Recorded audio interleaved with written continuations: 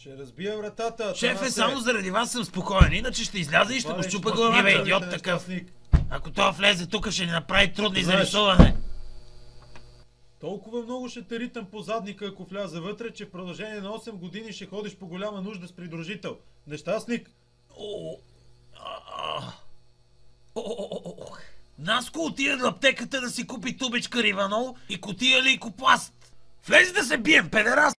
Малко ми трябва да се ядосам и да те набия, както бих преди братята Кличко. Ако някой ме ядоса, става много страшно. Слушай, дългокос педерас, не се прави, че не ме чуваш, веднага отвори вратата! Съжалявам, говориш с един приятел по телефона, боксер, че нещо не го виждам. Ще те навръв в шкафа, ей, плешив гей! Плешив гей! Вече, нека да си вървиш, моля ти се. Аз ще изкарам 200 лева. Каква е тази геронтия в дома ми? Как ме отърси този тока? Ще ти кажа какво, това е по-големият брат на Евтим. Той се е ядосал страшно много и е дошъл тук да си взима парите. Какви пак пари да му дължи? Да му връща много пари. Мамо, тя е абсолютно права. Откакто Наско се превърна в вектошар и взима заеми за да купува покуци от продавалник, всеки ден тук идва някой да го бие и да си иска парите. Това не може да продължава. Всеки ден е едно и също. Стига го защитава, дърта пастърво. Замълчи! Кучка мръсна! Напуснете домът ми веднага. Иначе до 5 минути ще се обадя в полицията. Ако се обаждайте на полицията, но аз съм обещал на брат си да не се връщам в нас без парите за карбуратора. Ще го пребия това лайно. Замисли се, Миме, само ти можеш да разрешиш този проблем. Съм ти, че няма да го направя това нещо. Аз не Трябва съм да отидеш на уроци по френски при съседа.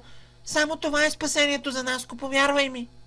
Аз благодарение на такива уроци съм успяла да постигна всичко в живота си. Дори си купих и джип.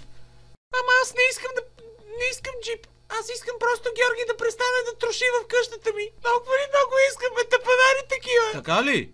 Щом толкова те притеснява, че чупе тука, вече няма да чупе вътре. Ще изляза навънка и ще ви щупе остъкления балкон, нещастници.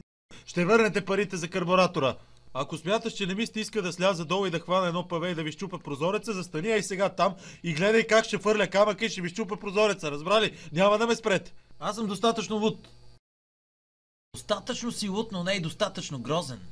А аз знам как да те направя по-грозен от това. Ти защо се обаждаш след като никой не те пита? Абе, тапак. Смали го този револвер, бе, лайнар. Застреляй ме, бе, тапанар.